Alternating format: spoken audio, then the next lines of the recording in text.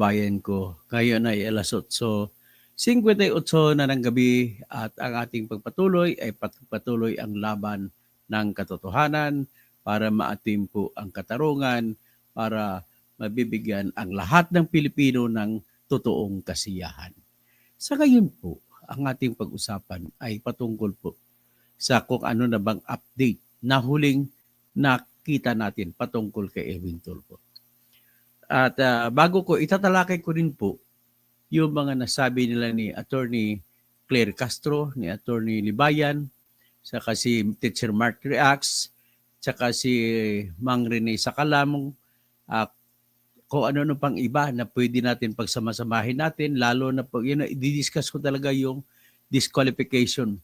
Pati lang lahat-lahat na makikita natin kung gaano ka-unfair ito ang ating hello, Happy belated New Year, Dorito. Oh, happy belated New Year. My nephew is calling me. I'm on live.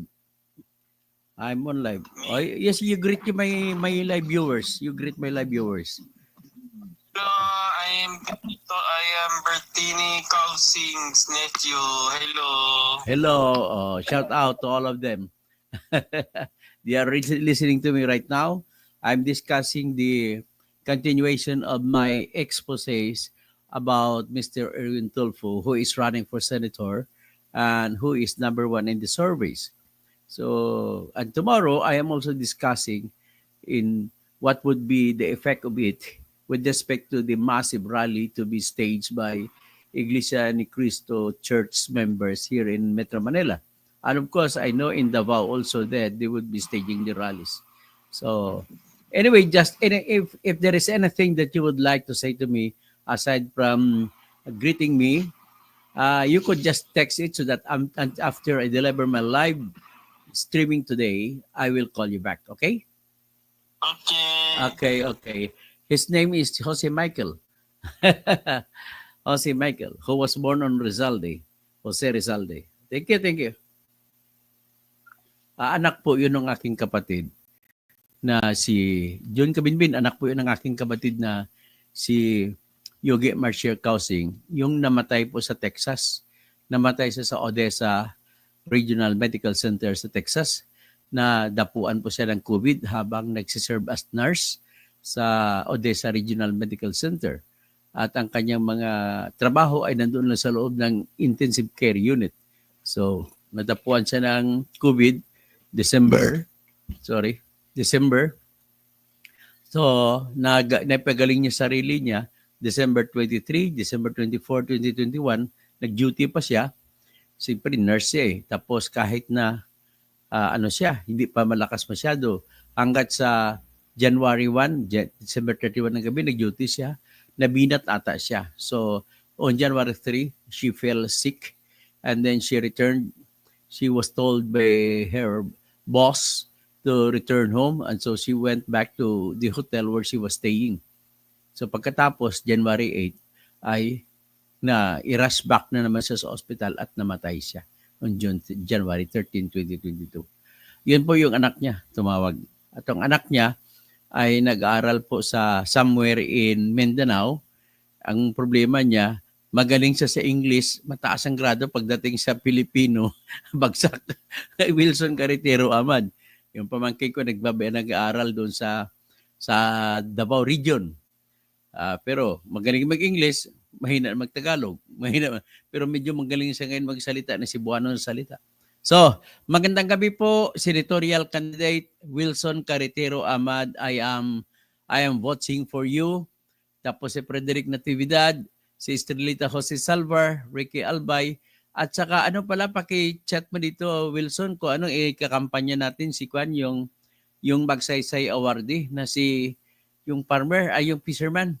Kasi gusto ko rin na maikampanya rin pagka-senador. Okay, si Ricky Albay, maayong gabi sa imo dira, Sir Toto, watching here in Compostela Valley. Kag sa mga friend ko sa UPI, Maguindanao, maayong gabi man.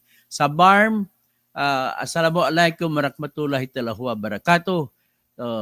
Insaala, syukran sa inyong lahat. So mga pagari, mga pakat, akan, sa Zulu, Basilan, Marayaw Dum sa inyo. Tapos sa mga Maguindanao at Maranao, Mapia Magabi. Sa mga Cebuano speaking, maayong gabi. Sa mga Boholana, na mga kababayan ng aking misis. Na misis ko si taga Talibon, taga Binunido. So maadyong gabi sa inyong lahat. Ninja mo patay ninyo. Tapos sa mga Cebuano, diyan malay sa mga Negros Oriental, sa Siquijor, sa Cebu, sa Southern Leyte, maayong gabi kaninyong tanan pod. Diya sa Waray-Waray region, maupay nga gabi sa inyo tanan. Sa Biliran, ag Leyte, ag Samar. Okay, sa mga taga Surigao, Maradyaw nga duyom sa inyo hurot. Sa mga taga Northern Mindanao, lalo na dyan sa Misamis Occidental, na kung saan dyan namumuno yung kontrobersyal na gobernador na si Henry Uwaminal. Bilib ako dyan, nagkakaroon ng housing project yan. Yung mga nakatirang tao sa isang lugar, nandun sa Osami City, tinanggal niya. At yung tinanggalan ng bahay ay tinayuan ng mga condominium at binigay pa sa ibang mga tao. Kakahiya naman ito. Lupa na may lupa. Kukunin. Ang lapad-lapad ng lupa sa Usamis, bakit yan ka kumuha? Kakahiya ka talaga. Kakahiya ka talaga, Uwaminal. Huwag nyo na iboto yan. Huwag kayo maniwala sa kanyang pananakot. Kailangan lang talaga maging matapang kayo dyan, lalo dyan sa Usamis. Huwag kayong magpatakot din sa mga Uwaminal dyan. Sa Oroqueta ug asa daghang mga brad ko diha nga mga alcotans. Sa Lanao del Norte, sa Tubod. Tapos sa Lanao Iligan. Lanao del Norte gihap pa rin ang Iligan. So sa Kulambugan, sa Bukidnon, sa Wao, Lanao del Norte, Lanao del Sur, sa Marawi, alam ko, miyadakal so mga listeners akan roo sa Marawi City. Roo mambo sa Barm area, sa Maguindanao, del Sur, Ago del Norte. Okay. So sa mga sa Sarangani at sa South Cotabato, kung saan ako'y sinilang. At saka North Cotabato, meron na kayong airport dyan, Samlang, malapit na. Tapos ang pinakamasarap na prutas po ay nanggaling, alam niyo kung saan? Hindi po sa Davao City, kundi doon sa Kidapawan, Samlang, sa yung mga lugar na yan, dyan po ang masasarap na suha, masasarap na mga durian, dyan po nagagaling ang pinakamasarap. Ibinebenta lang, iniipon lang sa Davao City. So anyway, sa Davao City, gitamyaw nako diha si Rodrigo Duterte. Bisag na ang ako lang maingon nimo kadtong 2016 ni butar ko nimo. Tapos unya ung nibutar ko nimo unta wa ka nagmatay og tao. Karon dili na kupod mo tabang nimo bisag kinsang imong itugyan sa imong mga politika kay na dili tungod sa daghang gipatay nimo 30,000. Pasensya niyo kung nagsalita ako ng Cebuano. So ito magpatuloy tayo ngayon. Si Erwin Tulfo. Ang nanay po nito ay taga Davao Oriental. Davao Region din. Si Caridad Tishiba. Sundalo yung tatay niya taga Batak, Ilocos Norte. Nang na-assign siya sa Davao City, nung nag-imbestiga yung tatay niya na rose from the ranks, rising from being a sergeant to become colonel, ay na-meet niya, love at first sight siya sa kay Caridad Tishiba. So si Tishiba, tatay niya ay Hapon, so kaya kasama sa naiimbestigahan. So siguro, tingin ko lang, dahil inimbestigahan yung nanay ni, tsaka tatay ni Caridad, ay napalapit si Caridad kay Sylvester Ramon Tulfo Sr. Kaya naipanganak si Erwin Tulfo, si Rapi Tulfo, si Mon Tulfo. Ang problema ko lang, hindi ko alam kung saan kumuha ng dugo ng kasinungalingan itong si Rafi, si Ramon, at saka si Erwin Tulfo. Paano yung mga sinungaling? Nasa dugo talaga nila. It runs in the blood.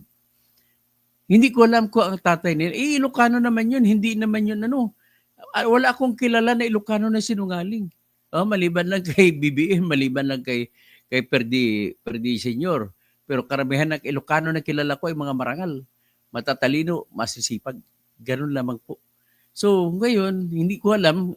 Siyempre, nahaluan na ng dugong waray ito si BBM kasi nanay niya taga Leyte. So, pero si Ramon Tulfo naman ay sinungaling din na marami tayong ebidensya ipa-vlog ko later on. Si Rapi Tulfo, sinungaling din. Numero 1 sinungaling si Erwin Tulfo. Tapos magsisenador pa. Naku, sa sunod na eleksyon, tatakbong senador si Ramon Tulfo. For Tulfo in the Senate. Iyan na po ang kinakabahan ko. Kaya bago kayo manalo, I will never over my dead body bago kayo maging senador. Dadaan muna kayo sa aking matinding pagsusuri, matinding pagbabanat. Ganun lang kasimple. Ito po, nahuli ko na naman ang kasinungalingan ni Erwin Tulfo. At ipaplik ko ngayon ang kasinungalingan niya. Huli, di ba sabi niya, nag-TNT siya for 10 years. Umalis siya sa Pilipinas 1986. Tapos, tumagal doon ng 10 taon na nag-TNT. So marami na rin ang nailabas na ebidensya, mga kasamahan niya na kasi nag-reporter yan dati sa Malaya. Ang kasama niyang reporter na isa doon, na reporter naman sa Inquirer, ay si Vlogcaster Armandin. Si Vlogcaster Armandin ay na-assign sa airport. Na-assign din si Erwin Tulfo sa airport. Alam mo kalakaran dyan sa ako reporter, ako editor ako, hindi ako naging reporter. Pero alam ko po ang kalakaran ng kalakaran ng mga reporter diyan sa airport. Airport sila na-assign eh. Ang kalakaran po kasi ng mga reporter din sa airport, puro lahat smuggling. Klase-klase nga lang na smuggling. Ang smuggling na pwede mong salihan dyan, kung ikaw ay reporter dyan, pwede kang sumali sa human smuggling. Ano naman yung human smuggling? May darating na mga Chinese na walang mga passport. Alalayan mo. Kakausapin mo yung taga-immigration. Akin ito. Sisingil ka ngayon kalahating milyon. Ibibigay mo 250,000 sa immigration. Sa iyo din ang 250,000. Ganun po. Kung minsan, meron din reverse smuggling. Mga Pilipino na gusto lumabas o mga foreigners na gusto lumabas ng Pilipinas ay may criminal case, hindi pwede makalayas kasi may warrant. So, paalisin niya. Kagaya kay Alice Go, napalayas, napaalis. Kagaya kay Harry Roque, napaalis. Ang kapalit niyan, kalahating milyon minimum. Pero kay Alice Go, I doubt. 10 million lang binayad ni Alice Go doon para makasibat. So, ganun po ang nangyayari dito sa airport smuggling. So, Erwin Tulfo naman, meron din mga smuggling pala, which is doon nahuli si Erwin Tulfo. May smuggling din doon na dollar smuggling. Kasi maraming mga negosyante sa Pilipinas, lalo na sa panahon ni Marcos, bawal po magpuslit ng dolyares mula sa Pilipinas. Ngayon, may mga negosyante rito na nag-iipon ng dollars dito sa Pilipinas, binibili sa peso, at kung may ipon na malaki, ipupuslit nila palabas ng Pilipinas. Ito si Tulfo, yun ang sinalihan niya na smuggling. Ang ginagawa niya, tagatulak siya kunwari ng yung pushcart na mga mag-aalis sa aeroplano, i-escorta niya. Ang tawag niyan, escort gang, escort service. So nag-escort sila, pag i-escortan nila niyan, may kontakan na yan sa immigration, tsaka mga customs. Kasi may sariling customs area din, customs police, ang airport. May sariling immigration airport ang airport maliban sa seaports. So, may sarili ding customs bureau intelligence ang airport. So, pag umalis niyan, ang mga reporter diyan na assign, kilala na nila lahat diyan ng mga opisyal. So, ang gagawin lang, sign diyan ay tutulak lang sila ng pushcart. So, sa tinulak ni Erwin, ang dami-daming dolyaris ang itulak niya. Noong 1984, nahuli siya. Nung nahuli siya, ang parusa noon ng dollar salting ay kamatayan. Ladies and gentlemen, sa panahon na yun po, kamatayan ng parusa. Panahon ni Marcos Senior. Isa dyan sa pinatay, ang kamatayan pa, firing squad. Death by firing squad. Ang na-firing squad yan noon ay yung drug lord na si Lee Pingwi. Na na ano yan, na firing squad. Kung hindi na isalba si Erwin Tulfo, ay firing squad din yan. Paano siya nasalba? According sa mga istorya, pati si Percy Lapid, nung buhay pa siya, kinuwento sa akin. Tumawag daw si Ramon Tulfo kay Fabian Ber. Si Fabian Ber ang chief of staff noon ni Marcos. Si Fabian Ber ay tinulungan si Montulfo at ginawa niya ng paraan na mawala sa kaso si Erwin Tulfo. So para hindi mabisto, pinatakbo siya sa Amerika. Tumakbo sa Amerika. Kaya yan pong dahilan kung bakit siya umalis. Hindi po nag-TNT. Ang tamang petsa po na umalis siya ay 1984, hindi po 1986. Kita mo yung pati pag-alis, piniki. So ngayon, lumabas dito sa isa mga pagsusuri, sinabi niya sa kanyang punto asintado na program, sa live mismo, sinabi niya na 1986 sa umalis at nag-TNT sa doon na 10 taon.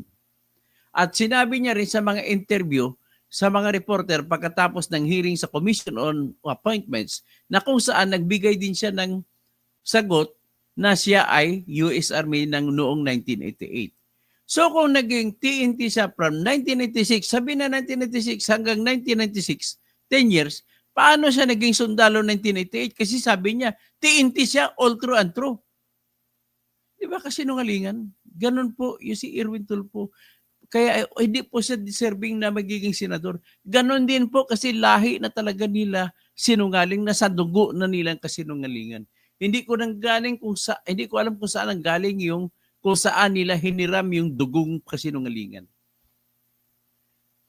Sinungaling ba si Sylvester Ramon Tulfo Sr. na taga Batak, Ilocos Norte? I don't think so. Wala pa akong kilala na Ilocano na sinungaling maliban lang kay BBM. Maliliban lang kay Senior Marcos Sr. Pero ito si Sylvester Ramon Tulfo Sr. Alam ko taga Batak siya. Alam niya sa Batak din na baril si Julio Nalundasan na inakusa kay President Ferdinand Marcos Sr. na siya ang bumaril kay Julio Nalundasan. Dahil natalo ni Julio Nalundasan sa eleksyon ng congressman ang tatay ni Marcos Sr. na si Mariano Marcos. So yan po ang totoo dyan na kwento. Ngayon, taga-Batak din pala ito si Sylvester Ramon. Ibig sabihin, yan po ang tandaan ninyo kung bakit malapit sa Marcos si Erwin Tulfo. Nagsiswedish siya, malapit din siya kay Duterte. Ngayon, nung si Marcos na ang presidente at nag-away ang Marcos at BBM, ang Duterte sa BBM, sinikway na kung sa Cebuano at Ilonggo, sikway, tinraidor nila si Duterte. Dito na siya ngayon all through and through kay Romualdez sa kay Marcos. So ganun po si Erwin Tulfo, sinungaling na traidor pa. So ito po ang huling na nakita ko, na discover ko na kasinungalingin niya. Sinabi niya dito noong 2019 pala may interview niya sa kay Sharon Cunita. Sila magkakapatid, si Ramon Tulfo at si Rafi Tulfo. Imbitado din sana noon si Ben Tulfo pero wala siya doon. Pero pakinggan ninyo yung interview ni Sharon Cunita sa kanila. Tingnan natin. Saan ba yun? Habang nakikwento ko muna, ang problema hindi ko pa ata na-save eh. So, isi-save ko muna. In mga 5 minutes ito, magkwento muna ako.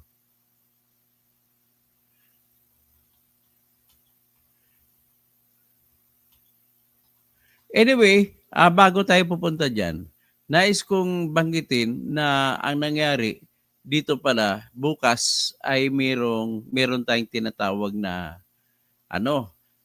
rally ng Iglesia ni Cristo.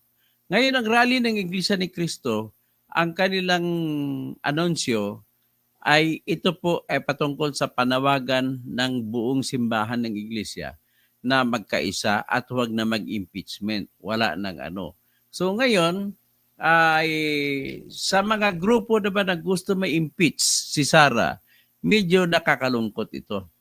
Kasi ang hinahabol ng gusto ma-impeach si Sara, sa totoo lang, ay siyempre, marami naman pinakita na katotohanan na si Sara ay binubulsa ang pera. Ngayon, sa kabila naman, nakakalungkot din dahil ang lumalabas, paano kung si Sara lang impeach, sobrang laki naman, malahiganti ang mga ninakaw na pera naman sa kanila ni BBM sa kanila Romualdez. Napakatindi ng mga ayuda politics nila, mga pork barrel in ayuda. At lahat naman po yan ay pipikiin lamang ang mga pangalan na kunwari tumanggap. Gagamitin lamang yan sa eleksyon. Sa isa pa rin sa na nakakadismaya, sana matatakel din ng Iglesia ni Cristo yung ganun. Pero meron din ako narinig sa ibang mga Iglesia ni Cristo na mga announcement na yung sinasabi na rally ay para rin sa panawagan sa mga matinding budget na ginagawa nitong grupo ni BBM. Binababoy na nila kumbaga ang budget. Kung binababoy, biro mo ang budget para sa kalusugan na 74.4 billion para sa pang-ospital, hindi lang kalusugan kundi pang-ospital. Sana ng mga Pilipino ay kinuha pa 74.4 billion. So ang ibig lang po sabihin yan ay wala silang pakialam sa usapin sa pang-ospital. Ang gusto nila ay makapagbigay sila ng pera para sa sa mga botante at para naman sila titingnan na sila iboboto. So ganun po ang nakikita ko na napakasama sa politics natin. 'Di ba? So ngayon, ating tunghayan itong aking hinanda na video sa kasinungalingan ni Erwin Tulfo. Pakinggan niyo po. Introduction pa lamang yan. October 29, 2019, sinabi ni Erwin Tulfo kay Sharon Cuneta na nagiging US Army siya. Kontra sa sinabi noong January 6, 2025 sa vlog niya na TNT lang daw siya sa US sa loob ng 10 years. So, nagkamali ako spelling, pasensya nyo na. So, ngayon, ito na ngayon yan. So, tinuloy mo na. Okay. In-interview Nasa na sila ni PC kasi Sharon ang tatay Cuneta. ko, Philippine Constabulary, official siya. Tapos kumuha ako ng Sabi niya, tatay daw nila ay PC, Philippine Constabulary. Tapos kumuha daw si Montulfo ng Philippine Military Entrance Test, bagsak siya. Ganon din yan si Rapi Tulfo, kumuha ng PNPA Examination Test, bagsak din. So mga bubo pala ito, bakit niya gagawing senador? Pakinggan nyo. examination for the PMA, Philippine Military Academy. Hindi ako pumasa. Nako.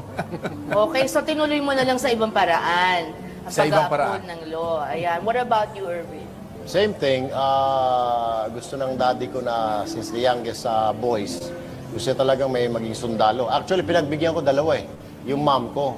Gusto ng mom ko, dahil sa dami raw namin lalaki, 7 kami, sana man lang may magpare. Imagine 7 boys. Nagseminaryo ako pero hindi natuloy. So pinagbigyan ko Bakit naman. di natuloy? Ha? Ang maraming mahabang salaysayin. Sinong gumib up? Ikaw o sila? Gumibak yung seminaryo. Anyway, yung ikalawa naman, yung dad ko, kasi gusto niya may magsundalo. Sabi niya, hindi naging sundalo si Ramon. Na-frustrate siya. Sabi niya, baka ikaw anak. So nag-US Army ako. Pero I just US think that- Ayan, naging US Army siya. Kailan yung interview? October 19, 2019. So, yan. Army! Klaro, Oh, klaro. wow. Naging US Army. Ayan, 80 years ago, you came home. Yeah. Wow. Okay, what about you, Rafi? Nag-try akong mag-take ng exam ng PNPA. At Yan, that time bagsak. ko- Buburin yan, ha? Buburin yan. Hindi bumasa sa PNPA examination. Kayo mga polis dyan na minumura ng mga Tulfo. Mas matalino pa kayo rito, Tingnan nyo. lang ata noon, bumagsak. What is it about PNPA. this exam? I don't know. Pero may mga kabatsa ko, nabalitaan ko patay na sila. So happy ka naman na hindi ka Siguro pumasa. talaga hindi ng calling ko. Kaya dito siguro sa media. Dito talaga. Dito siguro talaga. Ako lang, ang dami ko isusumbong sa inyo eh. Naku. Maya-maya. Okay. So, eto nakakatuwa. Si Mon daw ang nagpaaral kay Erwin. Yes. Kay Erwin at saka kay Ben. At kay Ben. Okay. Parang tatay nga daw ang turing nila sa'yo. Parang ikaw na yung tumayong daddy-daddy nila. Meron bang pagkakataon na nagrebelde ka, Mon? Hindi naman, kasi nakita ko kasing yung paghihirap ng magulang namin. Isabi ko, kailangan kong tulungan sila. Kaya pinaaral ko si Erwin at saka si Ben. Ito naman kasi si Rafi, pinaaral ng daddy ko. At palagi siyang pinapalo. Salbahe ito eh. Bakit? Bakit lagi siya pinapakita? Mahal na mahal ako. Oo, diba? Kaya ako ginaganon para sa kapakanan ko yun. Meron pang may isang pagkakataon na parang Biyernes Santo ata yun. Biyernes Santo pa. Nagkarga ng tatay ko ng cross para daw sa kasalanan ni Rafi. Tapos, dala-dala niya si Rafi. Sabi niya,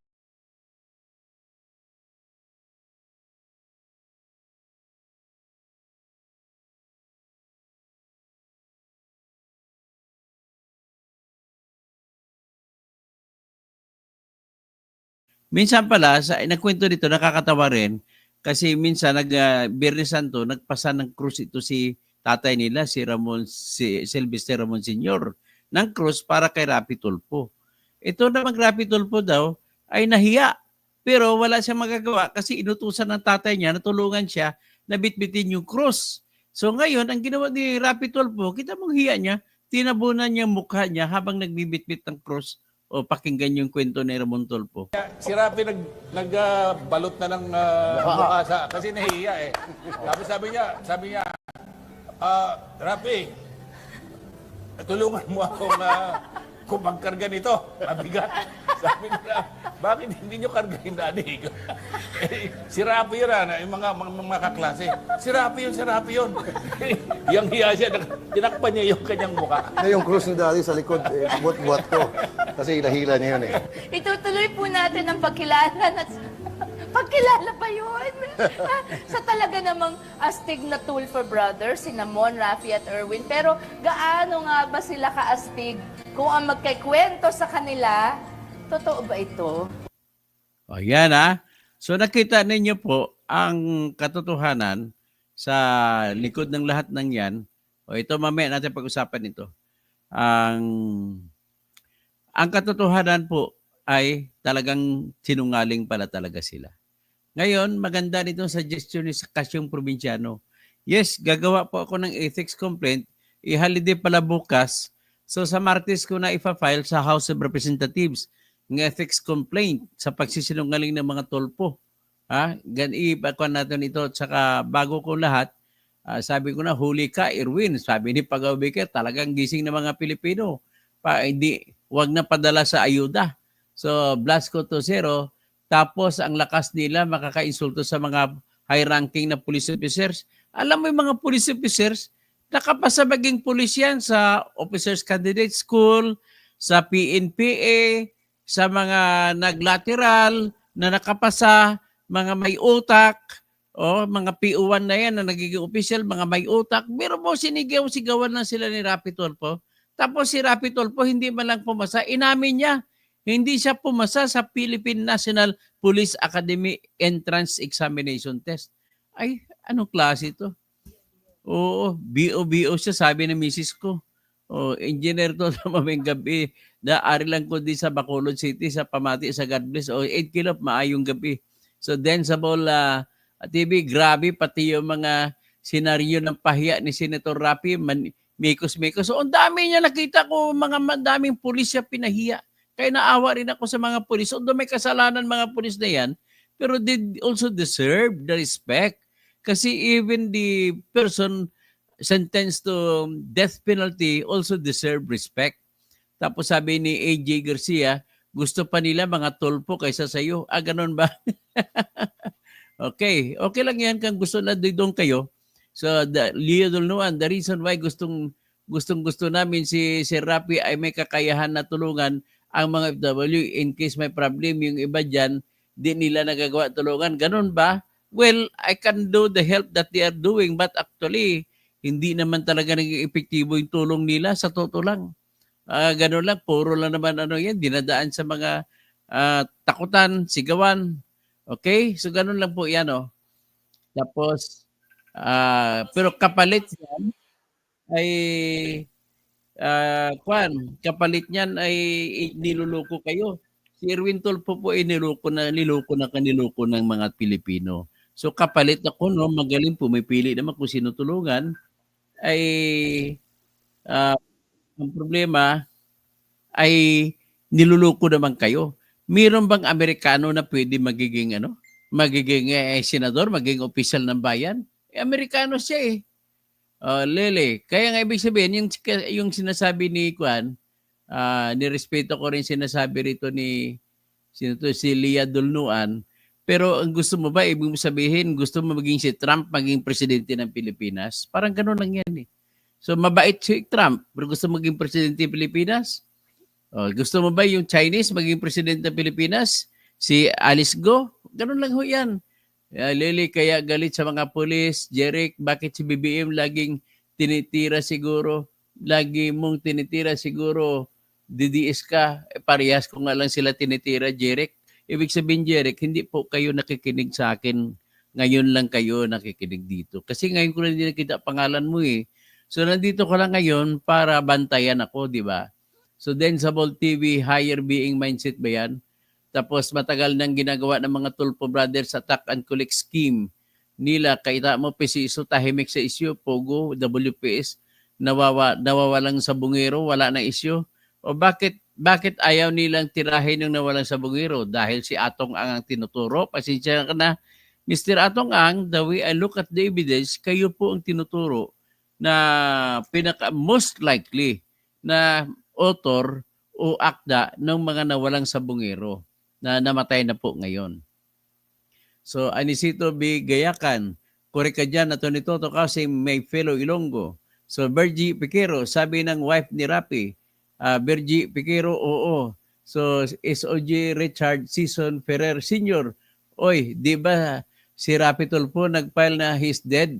Kaya nagpalit ng pangalan pero hindi ko lang alam kung cremate yung Rapi Tulfo and then change pangalan ng Iris. Ang Iris po sa SOG Richard ay si Erwin, hindi si Rafi. Pagkatapos si Mon Ray Cruz, pabor sa bayad pag unmask kay Erwin, nakita talaga ang kulay at karakas nyo.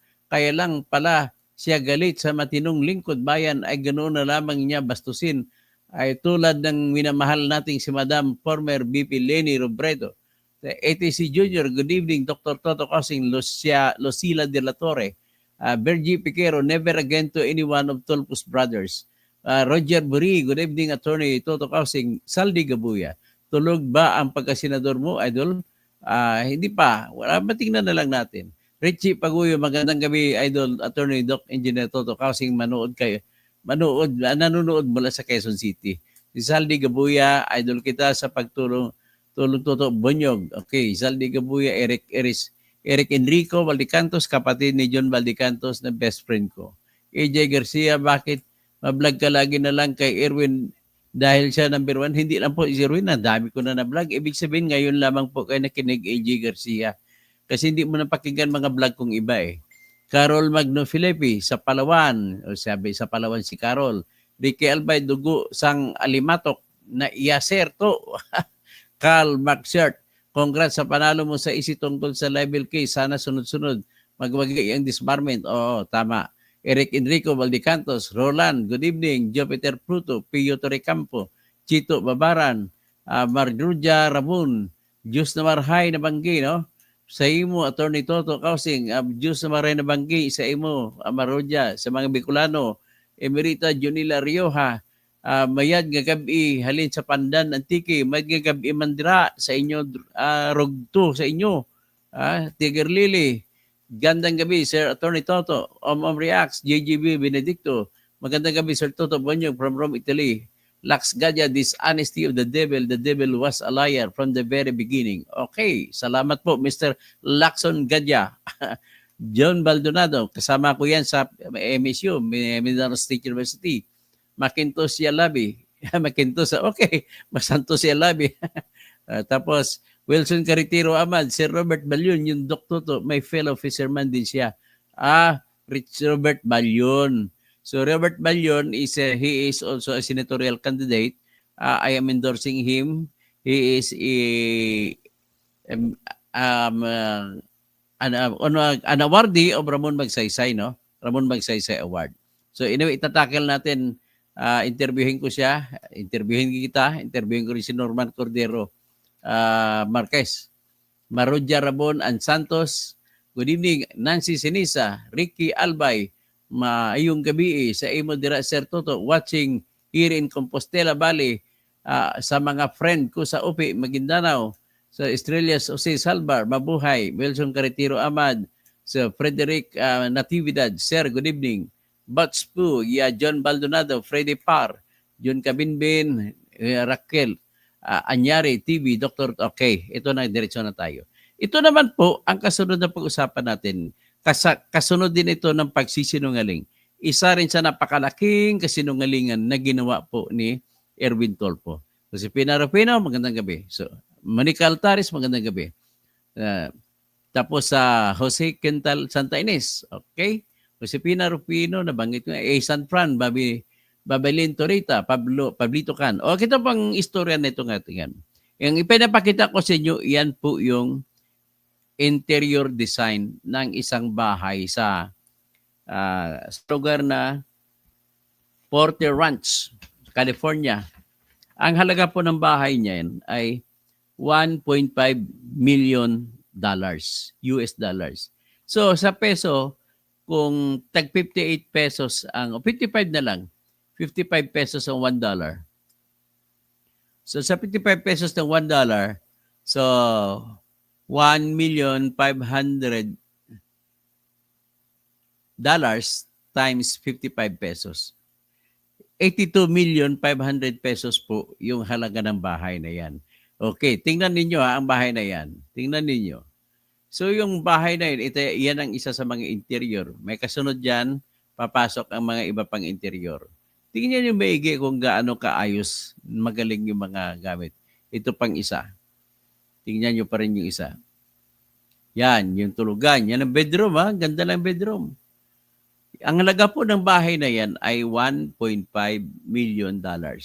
Nasa ngayon, umaabot na po, pwede mo nang ibenta niyo $1.8 million. So, napakagandang bahay na yan. Yung bahay na yan po, ay tinatago yan ni Erich Sylvester Tolpo. Yan pong bahay na yan ay binili noong December 20, 2021. So, kung ang petsa na December 2021, ito po yung petsa na maraming pera si Erwin Tolpo. Okay? Ayan, kita mo, yung may mga living room sila, manood ka ng TV, nandyan. So, yan. So, Naimbaga Rabi, Romel Bengson, San Fran, good evening sa Opisipina Rufino, Mama Ril, Roda Saruna, dapat balatan ng tudo-tudo. O ito, ang ganda ng bahay na yan. Oh. Ang halaga po niyan ay $1.5 million. Nakikita po yan sa Sandalwood Lane sa Porter Ranch, California. Yan. Ang ganda, di ba? Ang ganda ng kung ganun ang bahay mo, talagang hindi ka na makapag-isip ng magnakaw eh. Lexulin, magandang gabi. Marlene Asnar, more power to you. Yan, ang ganda oh. Ang ganda ng pagkakombinasyon ng mga arkitekto. Yan. So makikita mo yung bahay na yan. Yan po sa labas niya ng bahay. Sa lane yan sa kanyang lawn. No? Hanbi Moriday, magandang gabi po. Watching. Good evening. I'm Baga Ravim, sir. Okay. Tingnan yung bahay yan ha. Oh, yan. Isa pa. Yan ang isa kabilang side ng bahay na yan. So, walang sinabi ang mga bahay dito. Tingnan mo yan.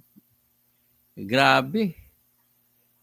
Ang ibig sabihin yan ay willing ka ng, ayan, oh, ganda, may kainan pa sa labas. Oh, oh yan. Tapos, may bakod na mataas. Oh. So, hindi ka talaga kayo makikita dyan ng sinong kaaway. Oh, yan. Papasok ka sa gate. From the gate, papasok ka sa loob ng bahay. Yan ang entrance. Oh. New subscriber list. Thank you. Jose Quintal, Santa Ines. Balatan natin ang impostor na lingkod bayan. Okay. O, isa pa. Ito pang isang makikita ninyo sa bahay na yun. Yon, sa punto na yan, sa punto asintado na programa ni Erwin noong January 6, 2025, sinabi niya na 10 years yan na naging TNT, tago ng tago sa Amerika. Mula noong 1986 hanggang 1996. Yan po ang nilabas sa kanyang programa. Maging totoo ba ito? Aba, dito makikita na kasinungaling, sinabi niya naging sundalo siya. Pero sa ibang mga kasulatan, sinabi niya naging sundalo siya mula 1988. So paano sa maging sundalo 1988? Kung nagsimula siya 1996, 10 years na nag-TNT, hindi ka naman pwede maging TNT na sundalo ka at the same time. So yan po ang binanggit ni Erwin Tulfo na kasinungalingan na hindi ako makakatulong sa ginagawa niya. Ay, wag ko ba gusto niyo pa ba yan ng mga senador na sinungaling na gano'n? Ay, nako. So, ito pa, ang kasunod na yan.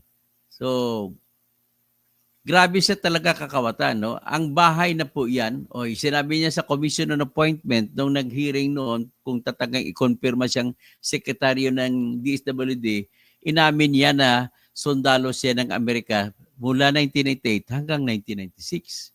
So, pasok sa bitag ni Ben Tulfo yan, di ba? Sabi ni Jesse James. At isumbong kay Kuya Raprap ni Irich, mas maganda ang bahay ng mga mayayaman sa Pilipinas kaysa sa bahay sa Amerika dahil kahoy lang ang materialis ng bahay sa Amerika na madaling masunog katulad ngayon sa nangyari sa California. Pero iba ito iba itong mga bahay nila, hindi lang magawa ng kahoy talaga. O Nelson Batallones, sa ganoon dapat madiko yan kapag mapatunay ang harapan pagsisinungaling sa bayan. O saan pa galing ang pera niya? Eh di, mamaya natin pwede tayong magsabi kung saan ang galing pero hindi natin siguro may pinpoint kung saan-saan. Mamaya pagkatapos ito, sasabihin ko kung saan ang galing ang mga pera niya. So, ulitin ko lang, ang bahay na binili niya sa Amerika noong December 30, 2021 o Rizalde ay $1.5 million. So, saan siya kumuha ng pera? At tandaan ninyo, nang bago niya binili yan, yung kanyang asawa doon na una. Sabi ko, ibig sabihin, hindi pwede mangyari na TNT si Erwin mula 1988 hanggang 1996 kung US Army siya mula noong 1988 hanggang 1996. Okay? So, yan. Yan ang suma total dyan. Napakasinungaling talaga niya. So, sabihin na natin, marami pa talaga siya natulungan sa kanyang programa, mga FW. May natulungan marami din, pero hindi po sapat ang dami para isantabi natin yung requirement na kailangan purong Pilipino ang upo na pagiging senador.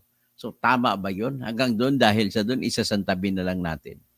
So, yan ang aking puntos dito na talagang number one, sinungaling siya sa puntos na yan. Marami na siyang kasinungalingan ginawa. Hindi lang yan, may kasinungalingan din siya ginawa na siya raw ay nagdadiaper daw para sa bata, sa anak niya na pinaka-eldest. Wala pa namang diaper nung araw. Ilampin pa lang naman ng mga diaper ng mga tao nung araw. Ito, lumabas na sa investigasyon ko na kumita siya na malaki sa Isabong bilang kasosyo siya ni Atong Ang. At kumita rin siya bilang investor sa casino junket scam ni Hector Pantuliana. At ladies and gentlemen, parating po ang aking vlog patungkol sa kanyang pang-extort kada linggo sa customs. Kaya malaki kinikita nila ng kanyang Kuya Mon Tulfo dyan sa customs. At isa sa mga nagreklamo dyan, ma-interview ko sabihin ko si Madam Lourdes Mangawang. Ang isang naging biktima niya si Lourdes Mangawang. Na biktima ng mga Tulfo yan. Tapos ang iba pa pong source na pagkakitaan nila ay maliban sa pagkukuha ng mga pera diyan sa mga pangungutong niya sa customs, akalain mo kinukutungan niya pati yung si Commissioner Customs Commissioner Guillermo Paraino. commissioner na, kukunan niya ng pera. Grabe, bilib ako sa kanila. Kaya sinuntok nga siya ni Atong Ang eh. Dahil gusto niya kolektahan pa si Atong Ang ng pera. Sabi naman ni Lito de Torres, abroad. Siyempre, ayaw ng gobyerno natin sila mapahamak. Pero sila, gusto nila mag-abroad para makapagtrabaho. Yung mga yan ang mga pinapauwi, hinaharang sa immigration. Ang plano lang ho niyan ay makatulong sa pamilya. ito umpisa naman natin ulit. Ito ang kanyang pagsabi sa kanyang programa sa Punto Asintado na siya raw ay nag-TNT for 10 years. 10 taon. Hindi niya sinabi dito na US Army siya. Kaya, i-play natin ulit. Abroad. Siyempre, ayaw ng gobyerno natin sila mapahamak. January Pero 6 sila, ito, gusto nila mag-abroad para makapagtrabaho. Yung mga yan ang mga pinapauwi, hinaharang sa immigration.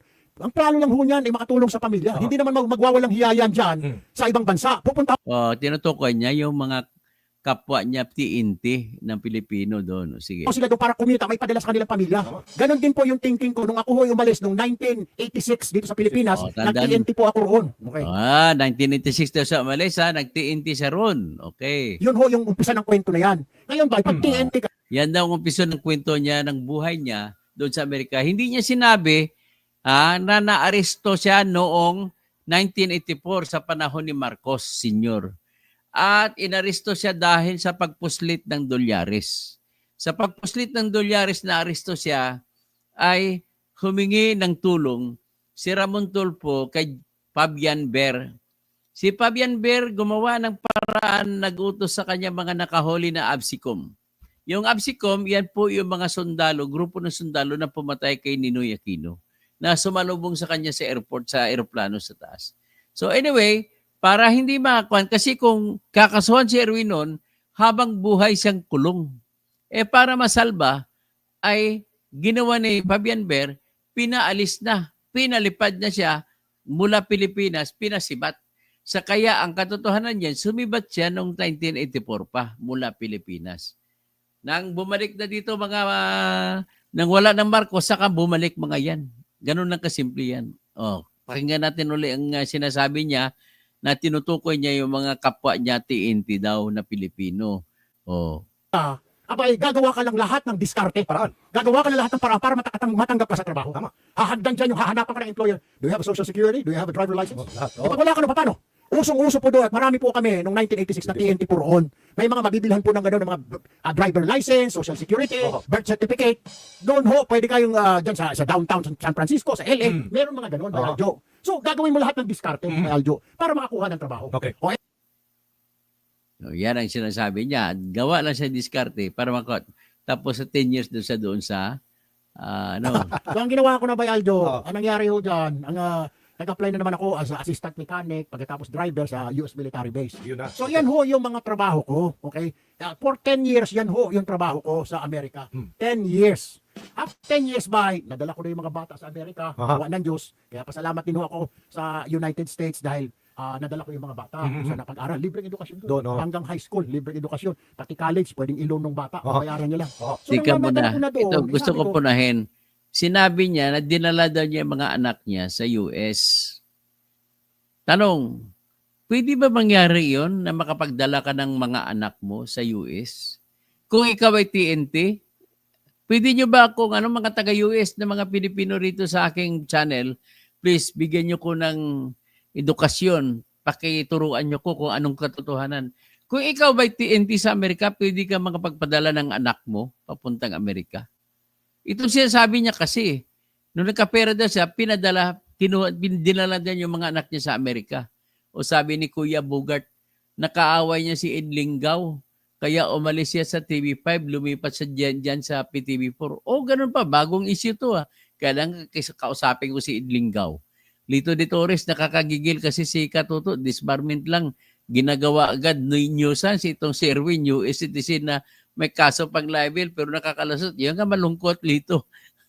Si Putin, Fabian Ber at Imelda daw ang mga halimaw during the Marcelo era. Si Berje Berdol Jensen, he is a big liar and scammer and shame. Bunganga mo, bastos. Tapos salamat naman kay Jamie Bautista sa iyong palipad. So Liz praise the Father. Erich Sylvester, good luck for Senator.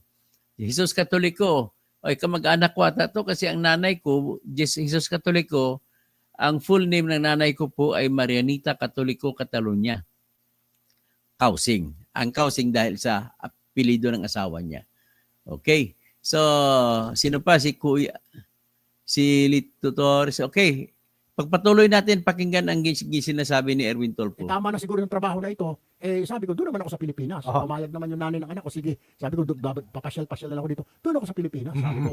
So ito na nga, kaya nga ako nabalik din sa Pilipinas. Nagtrabaho na po ako. Una kong trabaho dito sa ABS-CBN. Okay. Reporter. Nag-aabot na tayo doon, no? Nag-aabot tayo doon. Tapos kung naalala mo, di ba, pinahawak ko sa akin ng Huy Gising, yung public service program. Dahil si Manong Ted Pailon, nag-congressman. So ako nag-take over. Unfortunately, bumababa na yung rating ng Huy Gising, pinasara. Ang nangyari tuloy, dahil nakita ko ng tao sa mga coverage, ako nilalapitan, hinihingan ng tulong. Ay, Erwin Tulfo, may sakit yung anak ko, Erwin Tulfo, yung asawa ko nakulong. Ang ginawa ko, nagtayo ako ng action center doon sa labas mismo ng ABS, doon sa kanto ng Mother Ignacia. Yan, at nakita ko rin yan. Yung mga pumipila doon, marami. Doon nag-umpisa yung public service office ko. Since 2000 yun, Bayaljo. Hanggang ngayon, bukas pa. Pero nandiyan sa Mother Ignacia ngayon. So, ito mo yung ginawa ko, Bayaljo. Ngayon, kini-question ako ng mga ilang mga... Yan ang ano ha. Yan ang sinasabi niya. Hindi ako naniwala sa kanya. Unang-una, sabi nga sinabi na nga mismo ni Bebelyn Toribio Bueset, di ay ni si Erwin Bacacon, di ay ni bitaw. Monica Altaris, do not always assume na totoo yung bawat ilalabas sa bibig niya. O ito, kumita rin ba sa DSWD ayuda si Erwin Tulfo? Yan po itatakil natin kasunod. Kumita pala siya dyan sa ayuda. Si Putin, ni Torres sa kagigil nga, Jauja Pascual official, walang pinag-iba na kay Francis Leo, Peking Marcos, Aka Mormon, Norman Mangusin, dalawa ang birth certificate. Si Putin, then TNT o get married to a US citizen. Hindi ko alam kung US citizen. Hindi naman po US citizen ang unang inasawa niya. Si Rizalina Sally Aquino ang inasawa niya, taga San Fernando, Pampanga. Tapos, hindi naman yun American citizen. Pure naman yun na half Filipino, half Kapampangan.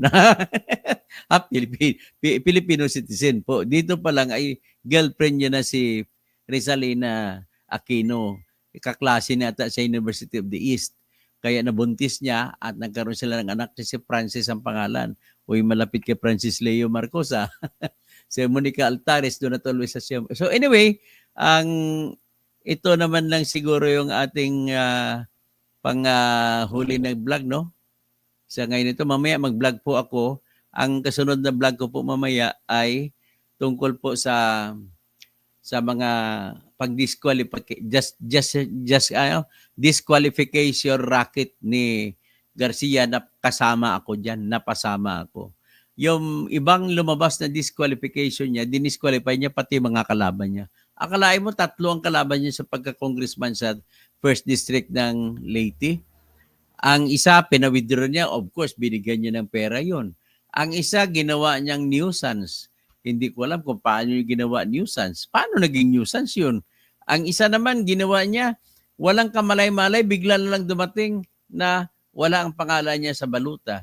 At sa ganun, wala man lang siyang pasubali, hindi siya nakatanggap ng sulat, sumagot siya kung may kaso siya o wala. Basta automatic na tanggal lang ang pangalan sa kagaya ko, tinanggal ang pangalan sa official list of official candidates. So yan pag-usapan natin sa kasunod. Abangan nyo po, mapahinga lang ako mga 30 minutes po. Maraming salamat po, magandang gabi sa lahat. So US citizen lang po, pwede makakuha ng pamilya nila. Ay, tama, at least binigyan mo ko.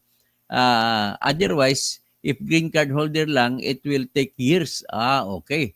So, Presperes, Maya Pabengi, Maria Dolly, halatang nagsinungaling si Erich Sylvester Tulfo sa daming ebidensyang naglalabasan sa social media. Romulo Solis, laban lang, tayo idol. Lito Torres, nung naglaps ang tourist visa, malamang mag-TNT, pero sandali lang, tapos maghagilap agad ng mapapangasawa. Rosie Binaventura, God bless you. Liz, maraming salamat po inyo na totoo. So, abangan ninyo, mamaya kundi babalik ako. Ang pag-usapan natin ay ang racket ng disqualification ng COMELEC. Pagkatapos niyan, pag-usapan natin naman yung patungkol kay Vic Soto. Okay? Magandang gabi po.